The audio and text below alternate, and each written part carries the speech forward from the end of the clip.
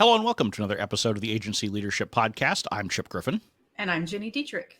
And we're going to disagree today, it's kind of fun. I'm looking forward to it because usually we're in more or less agreement. We may differ on a few little things, but this time, maybe. I mean, we'll see. Maybe we'll find some common ground, but we're starting out the show in disagreement right after this.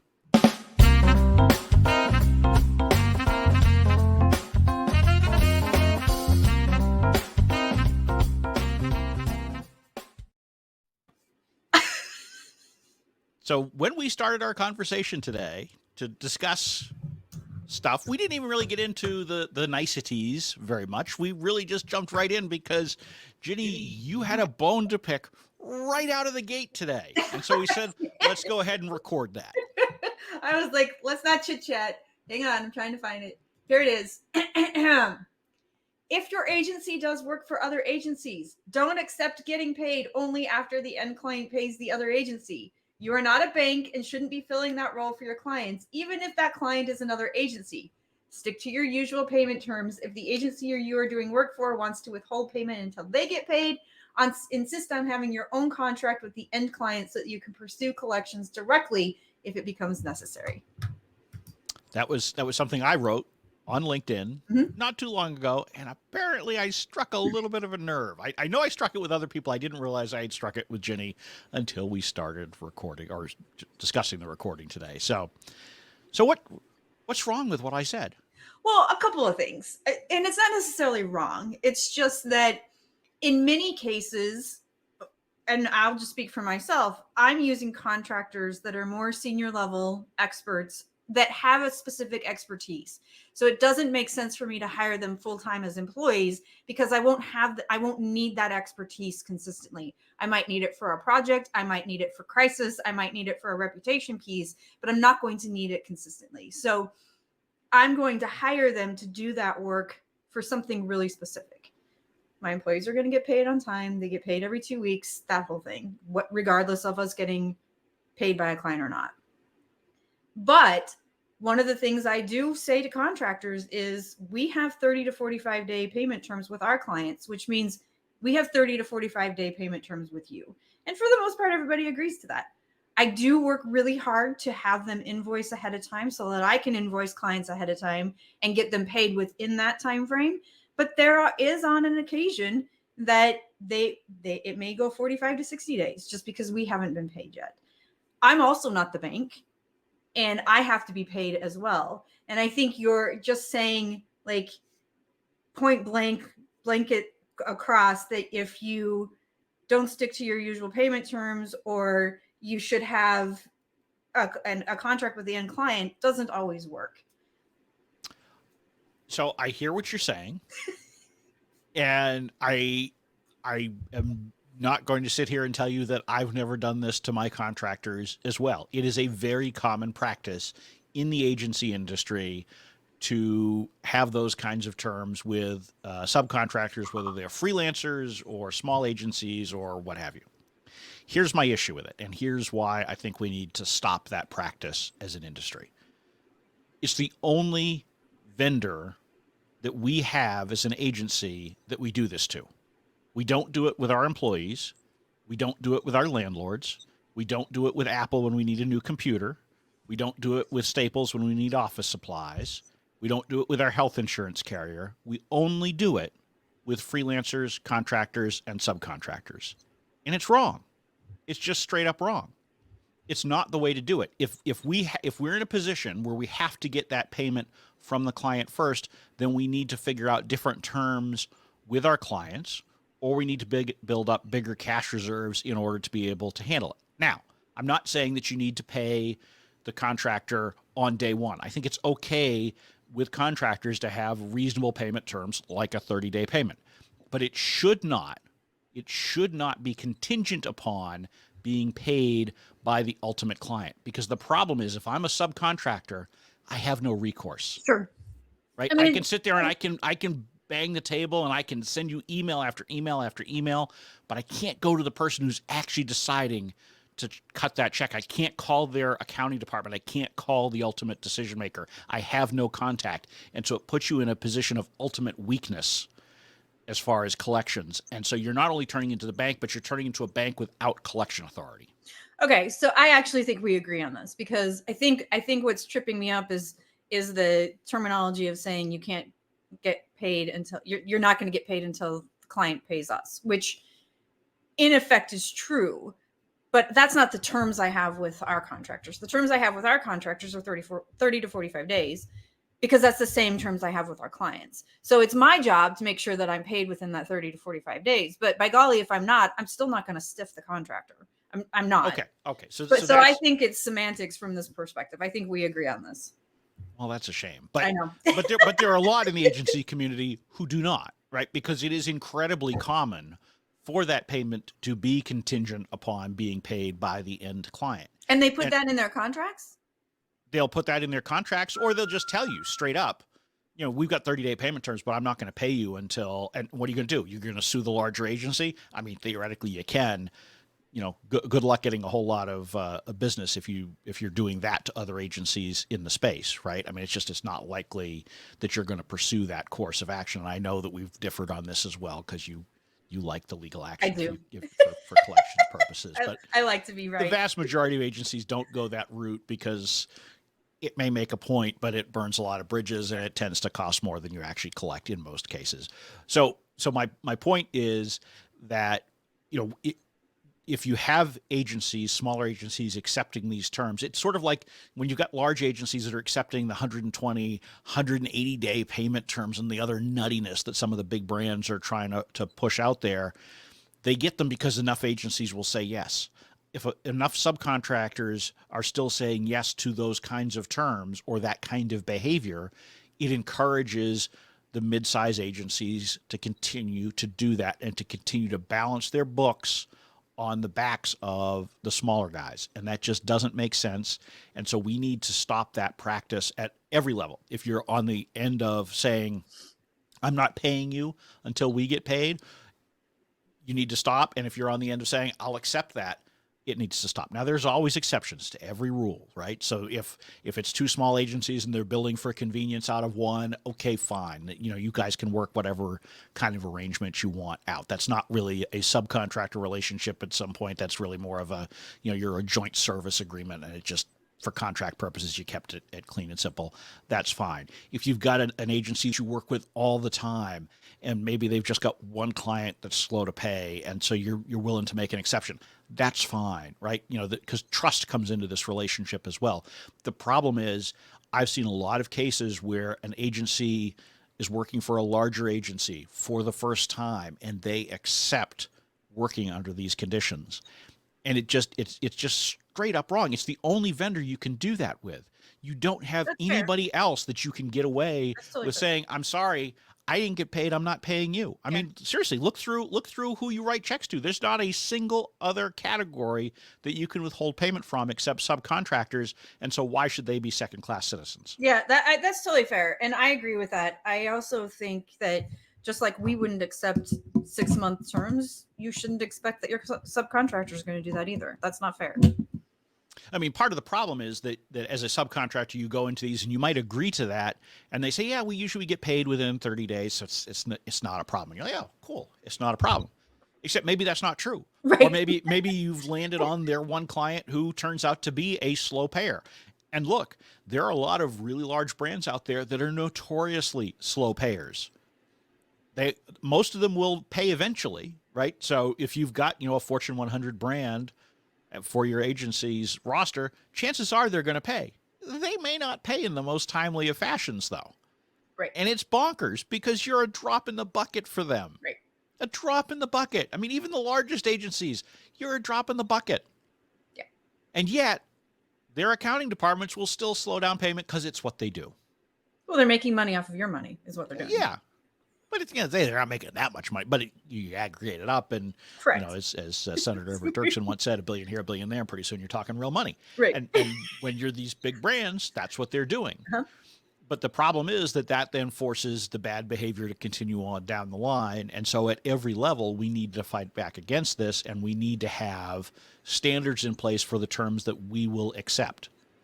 And we cannot be in a position where we're allowing those kinds of payment terms even when it's that bigger agency that we think is going to throw us a whole bunch of work. And we've talked previously, there's all sorts of benefits to doing work for other agencies, but there are pitfalls, and this is one of them. Yeah, I mean, like I said, I think we agree on this. It was probably just the semantics of it, but I think one of the most important things, and we've talked about this at length on this podcast too, is getting your own terms in place. Like we've talked about how I handle big, huge global conglomerations. Like they'll come to me and say, okay, we want to do this, this, and this, but our payment terms are 6 months. And I'm like, great, we're going to invoice you now. And we're going to start in 4 months or, whatever happens to be. We won't start work immediately. And there's some hemming and hawing and all that. And we have to negotiate and do those kinds of things. But for the most part, you can work yourself around that so that you're not doing work now and getting paid 6 months later. You can invoice now and get paid 6 months later, but don't start the work until you're closer to that 6 month mark or that 5 month mark. So you're at 30 days. There are lots of things that you can do to protect yourself, which then allows you to protect both your employees and your subcontractors. Mm-hmm. And it's really important to, if you're doing work for another agency, to have an honest conversation before you enter into the work. And I think it's reasonable to say to them, look, I know a lot of agencies will try to withhold payment until you get paid, regardless of what terms we may have in our written agreement. What's your practice? Tell me how you do it. Because even if it's a larger agency and they're not the accounting department, they know. Yeah. Right? Because they know that if they've been in that position where they don't pay subcontractors in a timely fashion, they've been on the receiving end of calls. Because trust me, I've made plenty of those calls at various points in my career, no matter what size agency I was in, to someone that we were doing work for or with, and we were not getting paid in a timely fashion. It's part of business. It's a crappy part of business, but it's part of it. So they know if their agency has a history of doing this, particularly with the clients that they're working on. And if that's the case, you have a right to know that as the subcontractor before you go into it, so you can go in eyes open and you're not surprised that 60 days in, 90 days in, you still haven't been paid. That's really good advice, I think, having that conversation up front to say, hey, listen, how when are you paid? What are your payment terms? What can I expect? I think that's really good advice. And then that allows you just to decide whether or not it's something that you want to do. Because I can tell you right now, if somebody wanted to contract with us and they wanted to pay us in 6 months, I'd be like, right, find another sucker. Right. But there are plenty of upstream agencies that will do that. And because of that, you need to be in a place where you understand what you're getting into. Right. And a lot of times agencies are afraid to ask these questions because they don't want to rock the boat. They're so interested in just getting the agreement signed because they think they're getting paid. Well, if you're excited to get the agreement signed, but you don't get paid in a timely fashion, are you still as excited about it? Right. Probably not. So ask those questions. Have those difficult conversations up front. There's no better time than the start of the relationship to ask tough questions, because that's when everybody's still feeling good about things. Yeah, absolutely. If you wait until something goes wrong, it's too late. It is too late. And then everybody's upset and you've burned bridges and all of those things that go along with it. You're 100% correct to do that up front. And it may feel like a hard conversation, but you're right. Everybody's unicorns and rainbows and sunshine. And they're like, oh yeah, well, let's have this conversation. And 6 months from now, it's not rainbows and sunshine and unicorns at all. Right. And it's always better to know what's going to happen going in. So even if you decide, okay, I'm willing to accept, for whatever reason, you don't think I'm right here and you don't want to refuse it and walk away from it, you're willing to accept it. At least now you know. At least now you have some idea that this check could be a while before it shows up. Mm-hmm. And so maybe you factor that into your price. One of the things that we've talked about on this show repeatedly, and that I always preach wherever I'm at, is that if you're going to make concessions on one aspect or another, then you need to get something. So if you're going to allow slower payment, you need to charge more, right? Because you need to account for the fact that you're essentially giving them a loan. Right. And so you can now sort of factor in, if you will, that interest into your payment terms, advice too. Right? I mean, you don't put down, I know a lot of these contracts will say, it's 8.5% late fee per month or something stupid like that. And nobody ever ends up enforcing them. Nobody ever. Yeah.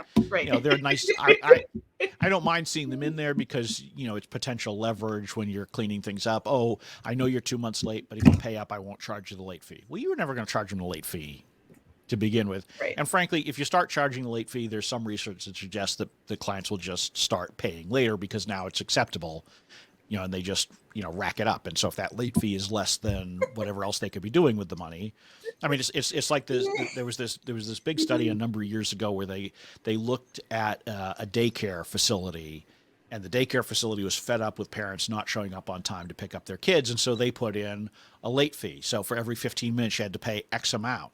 And guess what? It actually made the problem worse because parents because now instead of feeling guilty for showing up late, you're like, oh, well, I'll just pay you the $20, right. Or the right. $50 right. or whatever it is, right. because I've got something I'd rather do. And so for me, it's worth it. Yeah. Right. So anytime you get into these things, but my point is this: if you're going to accept that you're going to be paid late, factor it into your price, factor it in other aspects of what you're doing, because all of these things are fair game. When you're in a negotiation for a contract, there, you can make concessions wherever you want as long as you're getting something in return. The problem is that a lot of agencies give but never get. They give a discount, but they don't reduce the scope of work. They agree to bad payment terms, but they don't change the price. Right? You need to make sure that for every bad thing you agree to, you get something good in return. Absolutely. I love the advice of adding that into your, or marking up or adding an interest protection or something, just charging more based on that. I love that advice. I'm going to do that. That's good advice. Yeah, and look, I mean, the point is, and to me, that's true. There's all sorts of reasons you ought to be raising your price for a particular piece of work, and it's not all about just the value and blah blah blah. We've talked about value-based pricing or whatever it is, value pricing. It's about all sorts of, it's risk, right? So the more risk you have on payment, on going out over scope, on the client being a pain in the butt, whatever it is, all of those things need to be factored into your price. And when you're working with other agencies, it's really vital that you understand how they operate. You want to understand how they're going to work with you on a day-to-day basis, but also how are they going to pay you? How are they going to treat renewals or things like that? Because agencies will treat other agencies as second-class citizens all the time. All the time. And it's exemplified by this particular issue where, for whatever reason, agencies believe that paying other agencies sits in its own special category and you can abuse the heck out of them in ways that you can't do to anyone else that you write checks to. That's fascinating, isn't it?